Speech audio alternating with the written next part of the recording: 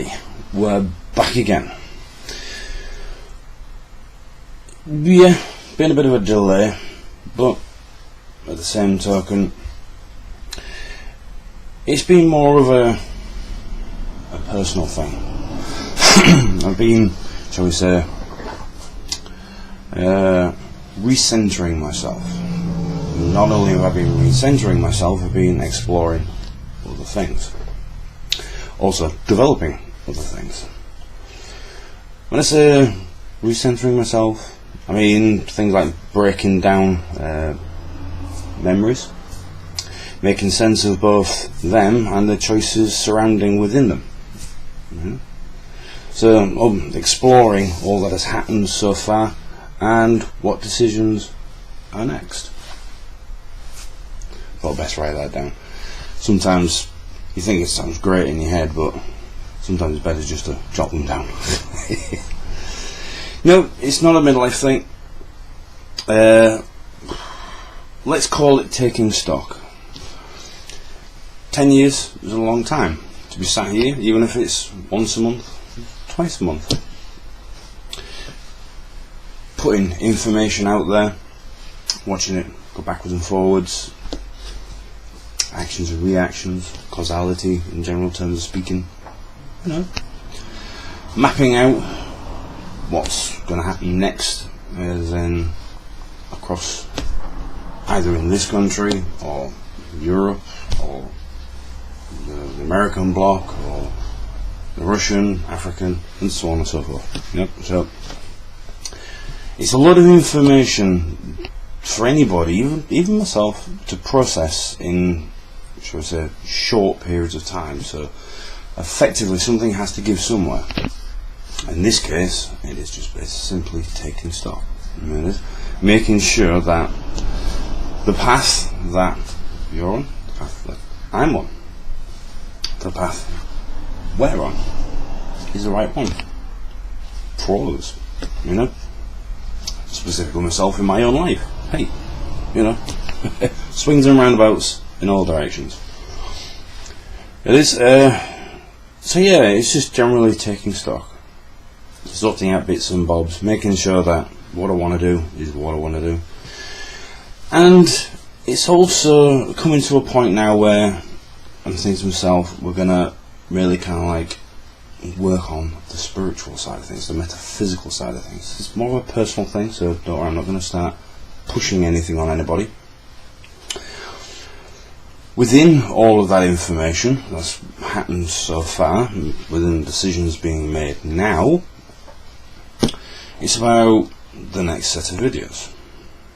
Do I continue with the spacey thing, or finalise the last series of the spacey thing, or do I create a separate one on its own? I mean, there's a lot of information out there already. And there is. And interesting stuff as well, to say the least. And there is.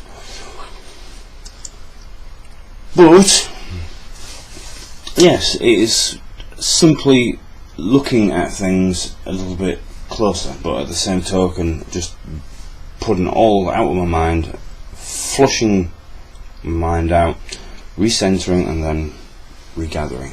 And there it is. And making sure it does indeed all piece itself together in the right manner. And there it is.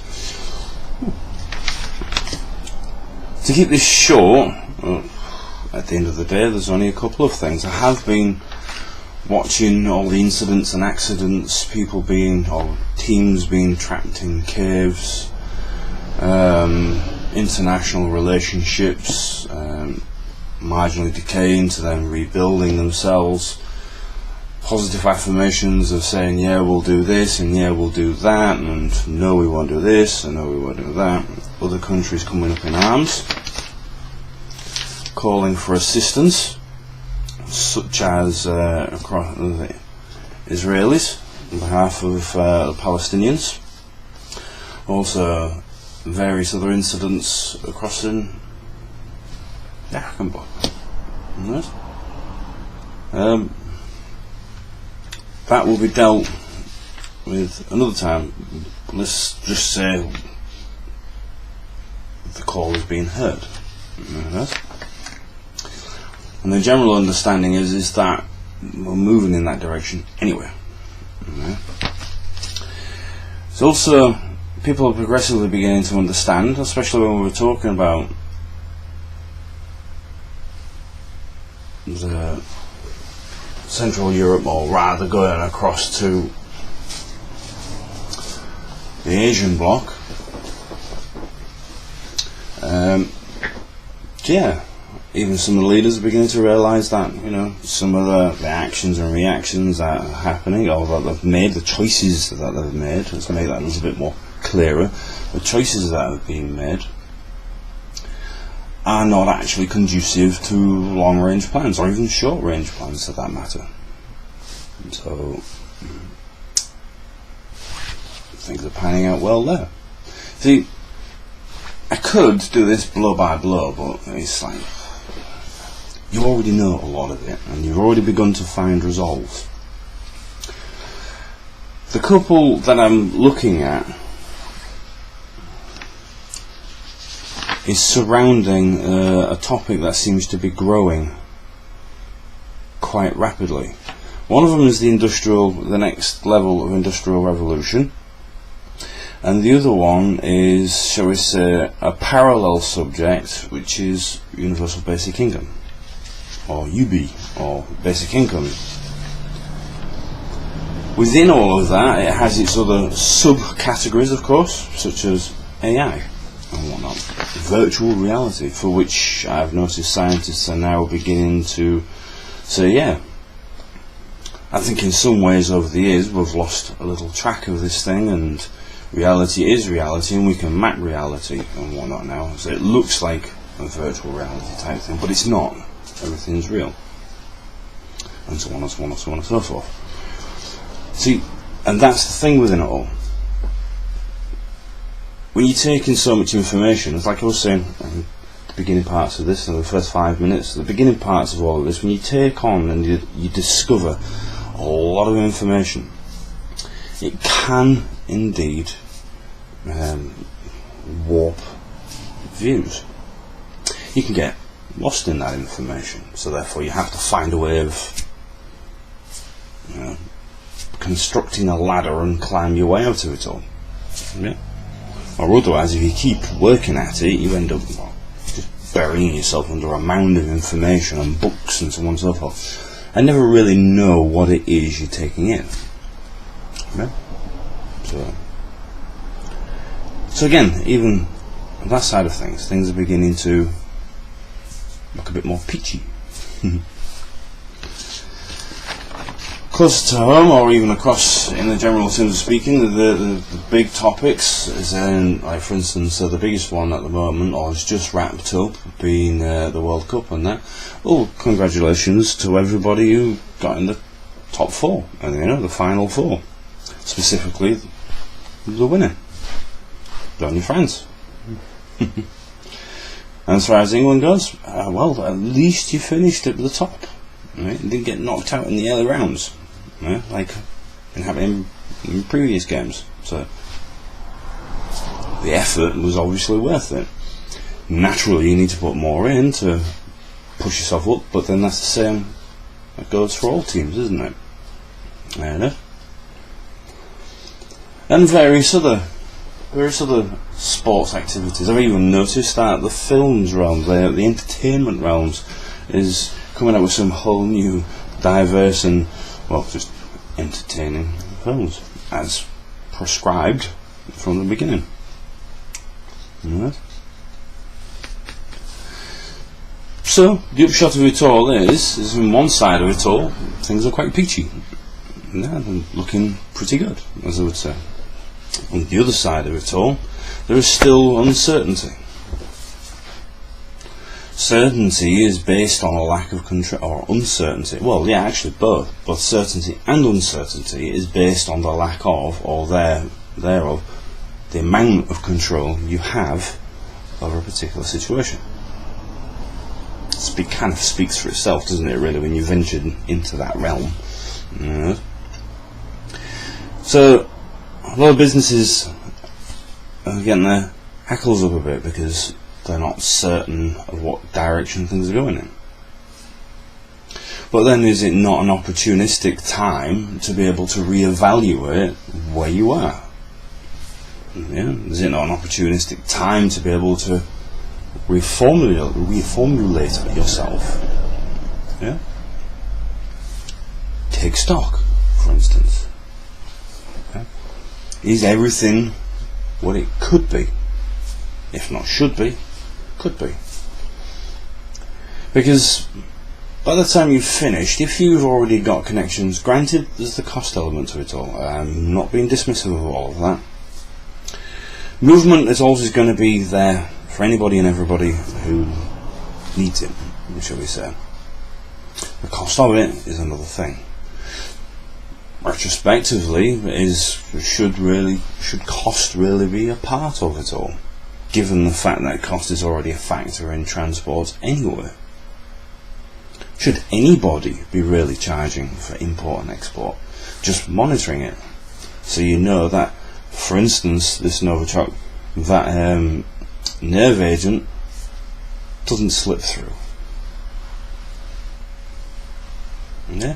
So one way or another, you're going to need a form of control mechanism in there. It's not just any form of like paranoid state or whatever. The point is, whether it's person or whether it's products, there's always going to be a need for some form of control mechanism within that, some form of monitoring. And I'm not talking about this thing what we had a few years ago about the Big Brother state thing. I'm talking quite literally and legitimately monitoring what's coming and what's going. You're going to need it, especially if there are sanctions in place. And there it is. Cost of all of that is already built into taxes, isn't it? That's what it's supposed to be for. So by the time you've finished hitting businesses with all costs, I guess this is to the political realm now, by the time you've actually finished, you're actually damaging businesses anyway. So this state of mind over the EU referendum and free movement and so on and so forth, and the cost of it and everything, it's just a money making exercise. And there it is. There's a lot of other funds there available to ensure that borders are like I was using the term before, firewalls in place. So effectively nothing illegal or nothing dangerous, shall we just call it, comes through. Yeah, because it's rather apparent that stuff is moving around. Yeah, and it very much seems that may have found or leading towards finding the source of these nerve agent attacks. But like I said before, and I'll say again without jumping to assumptions, the best thing for anybody to do, such as the origin, as I've already stated, is in Russia. If it's not them, if it's not you, it's not fair enough.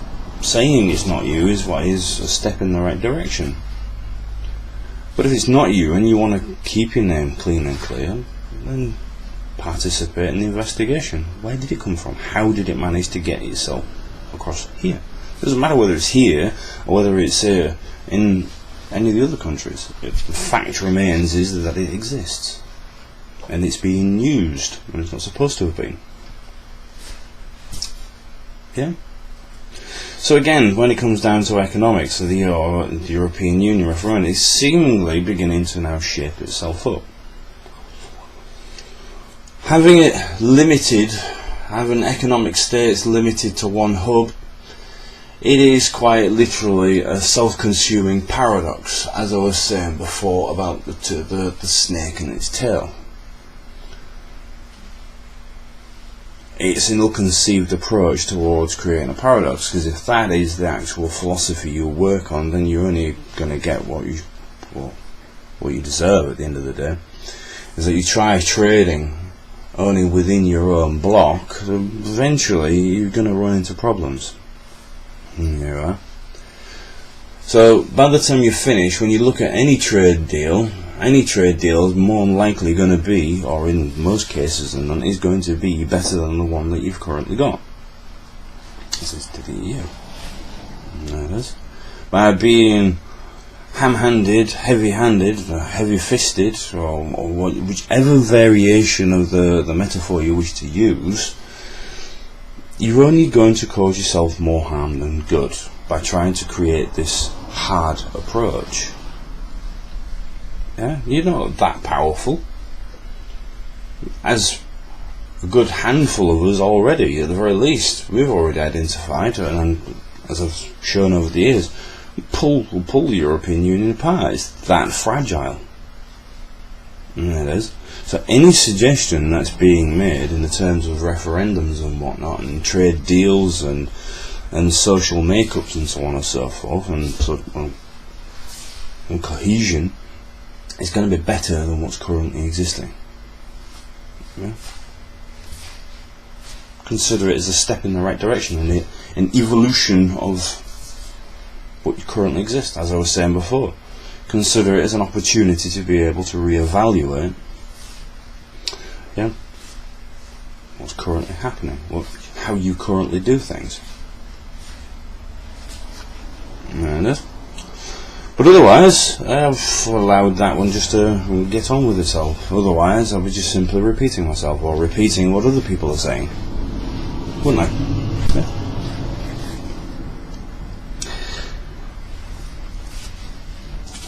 The other side of it all is kind of a conspiracy thing, really, isn't it? And the reason I say it's a bit of a conspiracy thing, it reigns in the realms of conspiracy theories, because what you've got a whole host of ideals, and then we're not talking about just simple everyday ideals about how you want something to pan out in a normal everyday life, as in goals and aspirations. We're talking about more of a macro side of things, much larger scale, for which comes hand in hand, and has been noted over the years, has been an underhanded approach towards things, or some of the biggest arguments is in terms of control. Now, I have seen a few films recently, and as is with all of the conspiracy theorists, they've all got their own ideas, whether it's close to the truth or not. They've all got their own ideas as to what some of these films mean. Some of them are a little off the mark, others are closer to. But still, one of them I was watching was this Ready Player One. So it kind of plays out some imaginative aspects as to what is happening around us, and if not careful, where you or we could end up. Yeah. But then, on saying that, could be said about Elysium, 2012, Day After Tomorrow, iRobot, I Am Legend, Terminator, Matrix, etc. A lot of them have negative aspects to them, but a lot of them have positive threads through them. Yeah? It's how you take it on board. But each one of those always relates itself back to a sense of either uncertainty, levels of control, choice even, and generally how to make this all work. Which ends up in whether it's in a conspiracy theory, or whether it is in the film side of things, or whether it's in reality, it all seems to all boil back to oligarchs. And it does. And politicians trying to please the some, yeah, rather than the many. And not understanding that, each your workforces, society and public and whatnot, that makes it work. There are many more other films to base it on. Remember, I'm not using them as a matter of fact. Let's call them theories. Yeah, the proposals as to what could happen if you make this choice. Yeah? This is where the conspiracy side of things comes into it all. Now, in a couple of those, you have indeed got artificial intelligence, virtual reality, making sense of reality, which then makes it clear as to which realm you're in, whether it's reality or virtual reality, to a point where you become more highly aware of how to use artificial intelligence. How far do you actually take it? Yeah?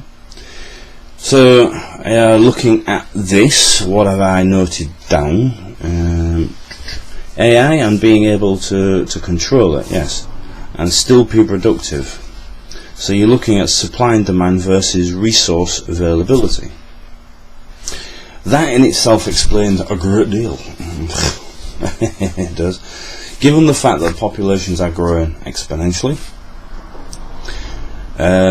finding the resources to supply the demand, so the availability of the resources to supply the demand, food, clothing, water, materials, raw materials, be it man-made or raw, and money and currency is based on economic strength, capability, and society's choices, and so on and so forth.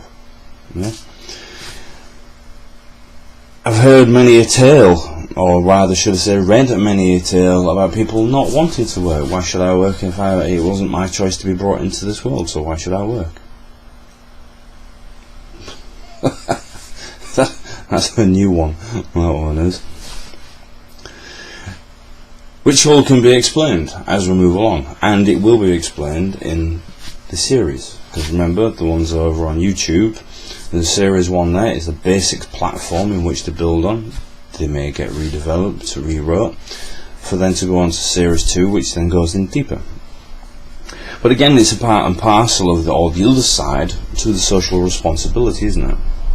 Whether you chose to be here or not can be in fact irrelevant. The fact that you're here is what you need to deal with. And it is. And it's also part of what we were talking about before, about being capable of supporting family. Yeah? Right, now, that in itself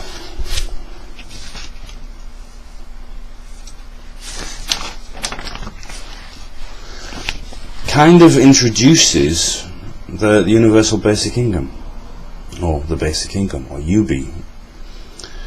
It does hark us back to what we were saying before about the 80-20 split, whereby 80% is unwritten, so this is the future side of things, and 20% is written. It reigns in the realm of control, ambition, and decision. Yeah? No one can predict the future per se, or within its entirety, as it changes consistently, as one decision is made in conjunction or in opposition to another. Yeah? Therefore, even though there is a 20% margin, people over the years have tried to tap into that in order to influence the 80%. Yeah? Which in turn has birthed also what do they call it, is intertemporal equilibrium influence. That's a bit of a mouthful. Which in turn is a relationship between all segments. So if we go back to the last video and I was talking about the pestle model, it is the balance and the flow between each of those. There it is. Not so much as the environment, because the environment, what happens to the environment is a result of the points, but equally it still influences what goes on. So the idea is it's the relationship that's between each of those elements within the pestle acronym. Yeah? By the time you've actually finished, we can introduce the understanding, which was explained quite explicitly within Matrix film, which is about control, or rather choice, and this is control over them choices. And it is, how far do you go with it? And again, which is the same as artificial intelligence. How far do you actually go with it? Because it does beg the question, and it validates itself within itself. If you can create something that is far more superior to yourself, but yet you're not prepared to serve it, what need does it have for you? Yeah?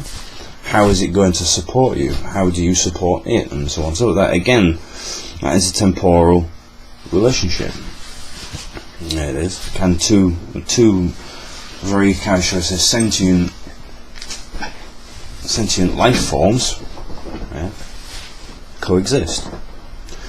Now, all of this in itself, you take all the information that I've given you so far, yeah, you break it down, and then you have a look at the request for universal basic income, and I have seen a bit of a subsidence of this human right thing of a universal basic income, which I've understood, I've accepted and understood that no, it can't necessarily be seen as a human right, but as a social and economic, or a process of social and economic development. And so it's the next step forward. There it is.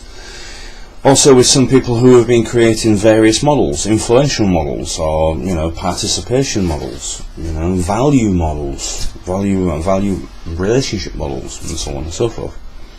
Yeah. So there's a lot of information that's coming from it. Now, the universal basic income itself can only actually exist with a natural agreement that, how can I best put it? As when an agreement is reached between the political aspect and economic aspect of the financial. It's the relationship between the two entities come to realise that either one needs to actually work this out, but at the same token they both need to work together for it because it's financially related. There it is. Then at the same token there has to be control mechanisms attached to that also to stop it from actually going AWOL. Like for instance where I used the term, or used the film ones iRobot and Terminator. Yeah. Remember, what if you haven't already seen these films, watch them, but only watch them as in a handle to a situation. Don't take it as if I'm saying these are a matter of fact. Remember, they're a theory. They're what could be if choices or inappropriate choices are made, or choices are even not thought through. Yeah. So, universal basic income. There is a method in which to make this all work. However, the reason I haven't actually gone into it in depth is not because I don't have any answers or I don't have any suggestions. It ties itself into other aspects as what I was talking about when it comes down to homelessness, into poverty and various other things. But it doesn't exist on one timeline, does it? If I use what I was saying to you before about the timelines, parallels across the planet, it doesn't exist just on one timeline alone, does it?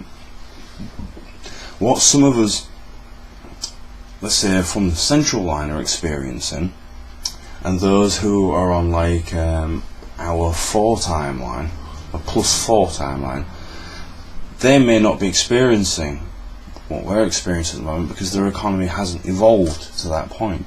But at the same token, their situation is far worse than ours. Yeah? But it's based on choice about how to move forward. So by the time you've actually worked this out, and whether universal basic income is going to work or not, it may work in some instances, giving people money to be able to do their own thing. So it's going to be a rather select thing, isn't it, when you start looking at it based on what people have been saying. Yeah?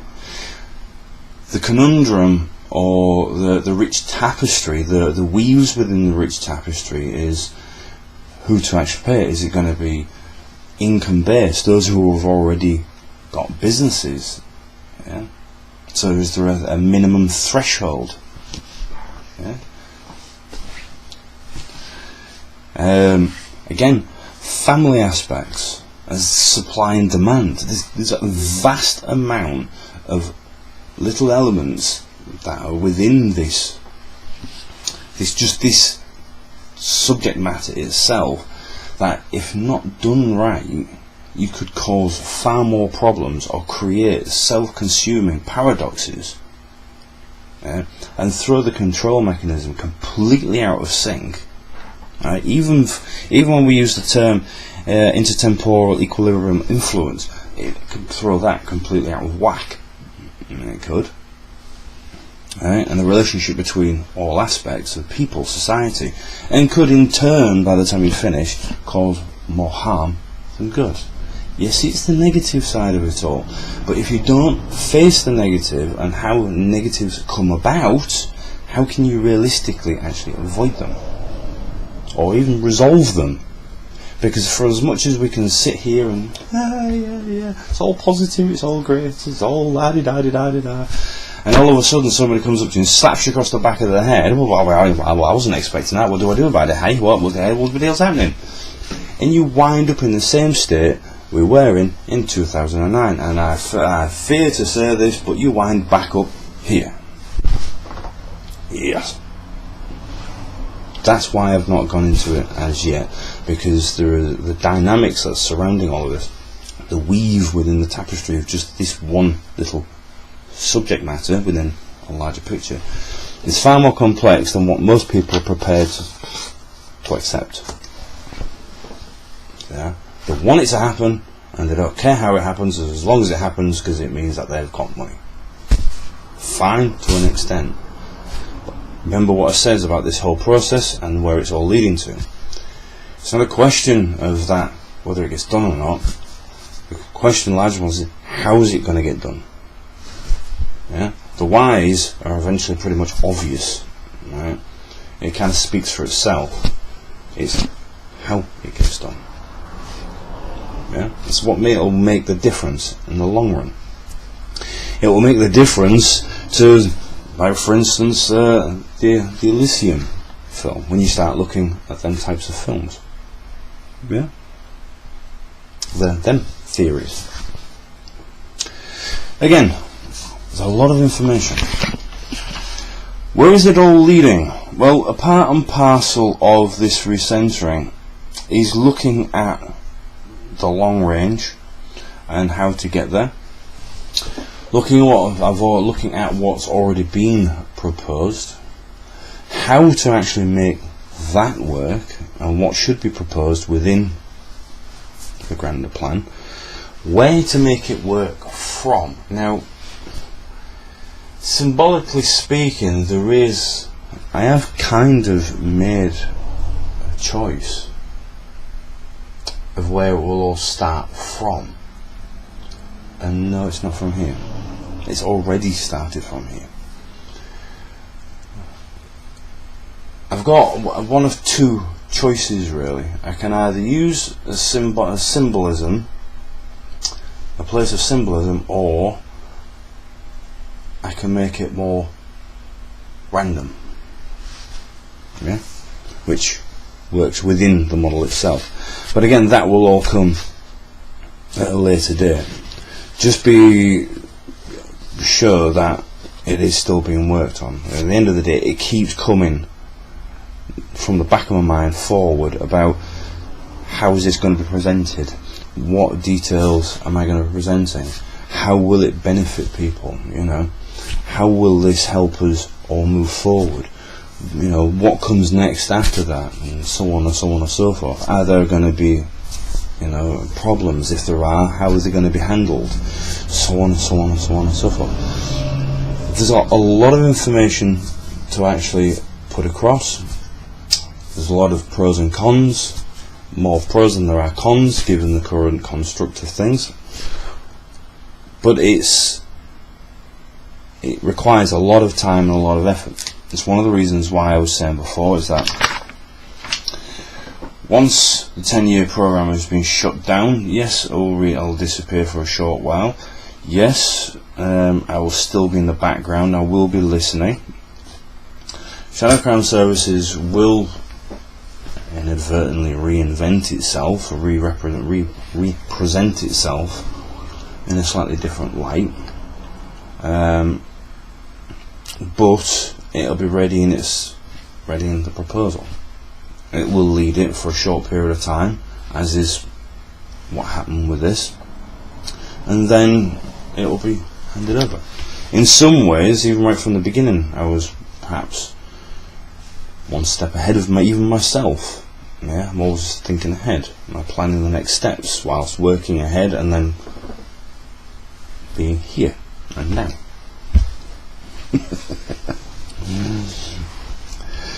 But again, there's still a lot of hurdles to overcome. A lot of them are psychological ones.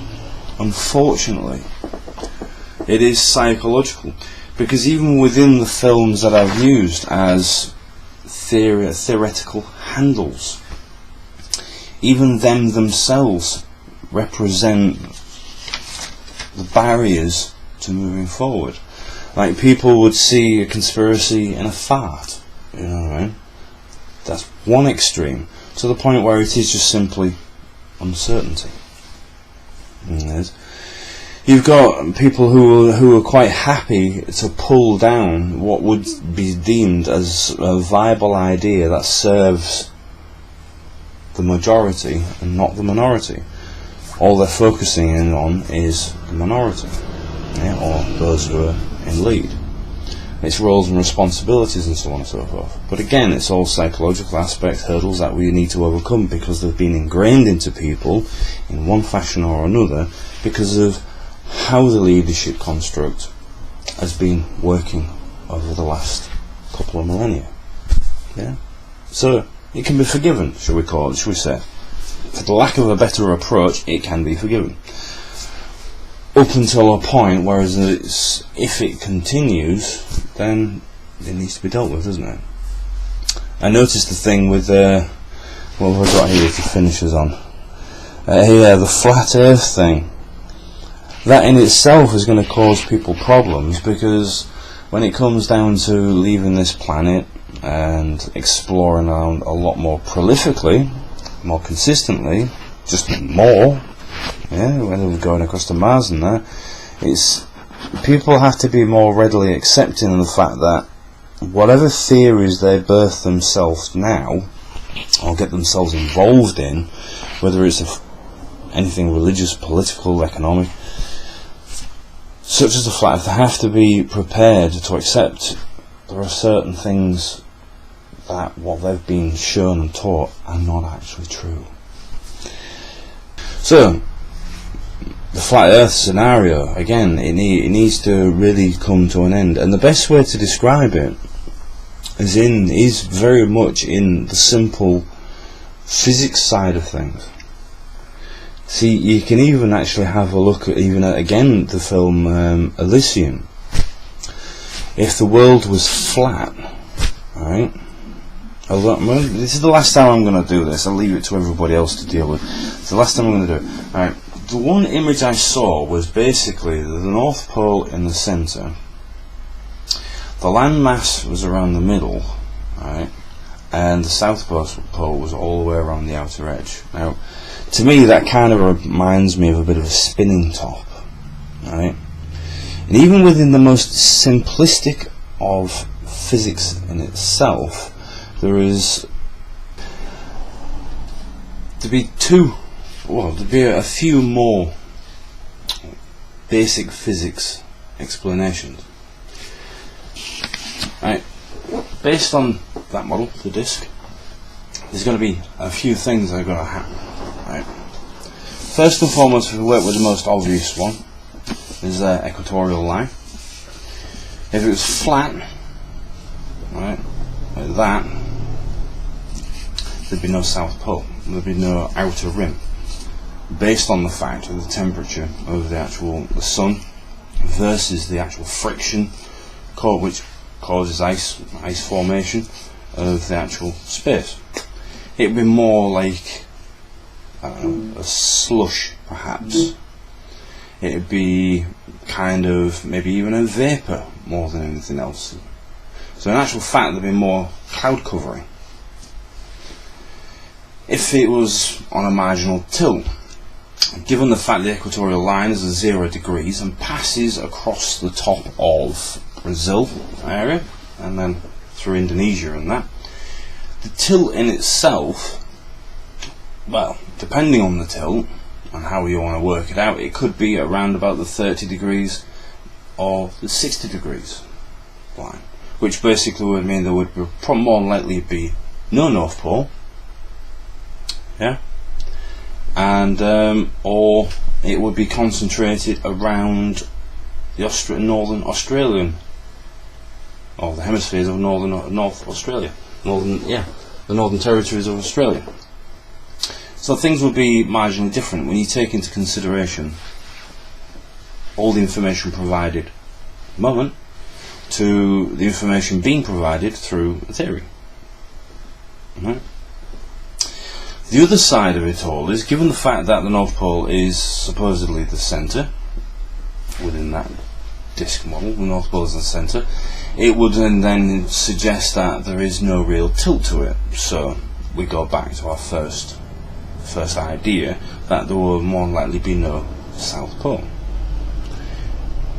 And given the fact that people have travelled across the South Pole regions and come out at different sides and whatnot, and traversed in straight lines, would suggest that it's not the case either, it's not flat. However, that being said, the other side of the argument, as in the other side of the physics argument, is the actual, well, the idea of gravity, isn't it, at the end of the day? When you start looking at a spherical object, and a spherical object that happens to have a magnetized core, or a core that's creating a magnetic field, based on the rotation and various other elements that go with it, causes, shall we call it, an even pull towards the surface. So you've got your outwards going. So some would say, well, if it's rotating and there's magnetic pull pushing outwards, that means you would all fly off.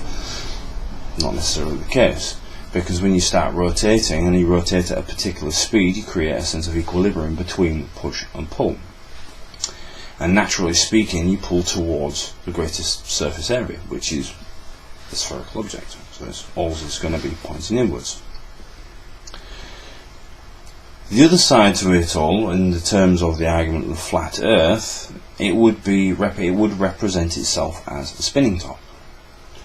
Given the fact that the only greatest surface is the flat side of it all, its top and bottom, when rotated at a particular speed, because there would be no magnetic core, or core great enough to actually create a magnetic field to spread right across that, based on dimensions and so on and so on and so forth, what you've actually got is gravity or G-force pushing everything outwards.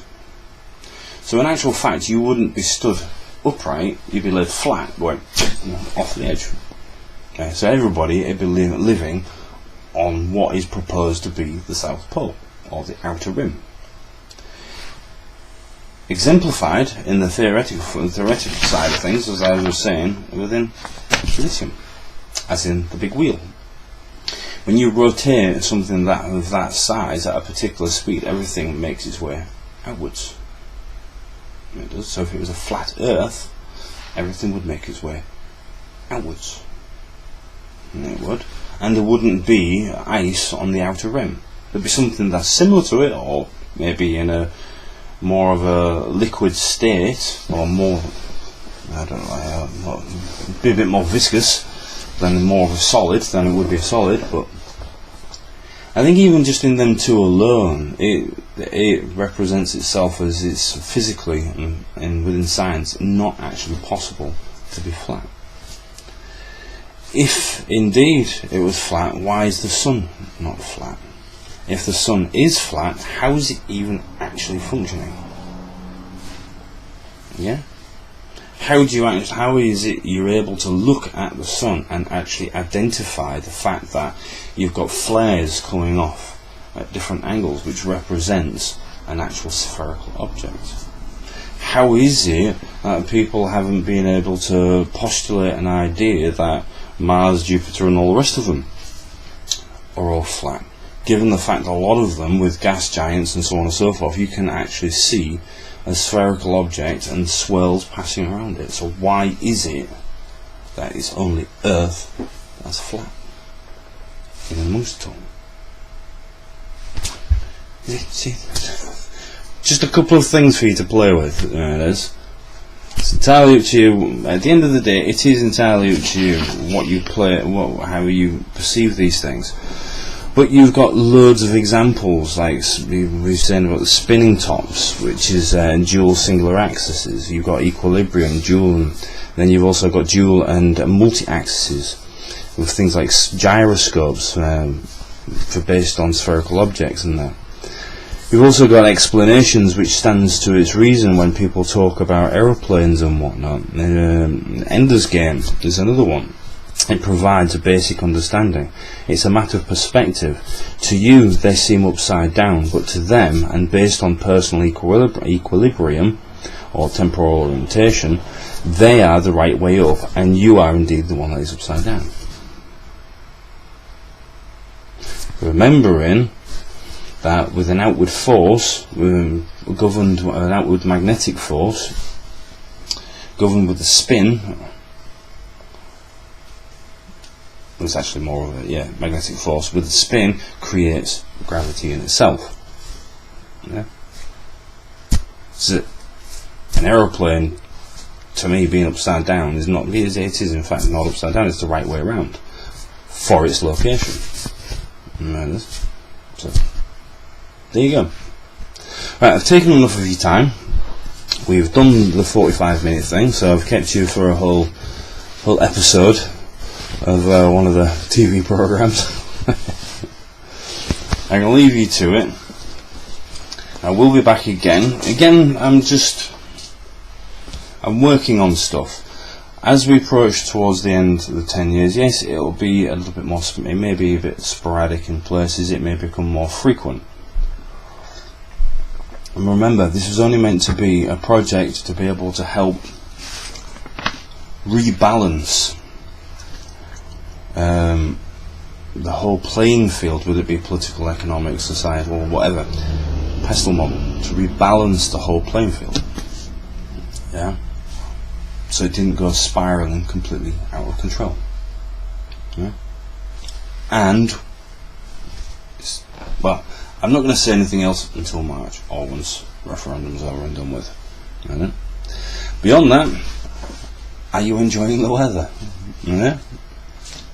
It's been pretty good, isn't it? Yeah?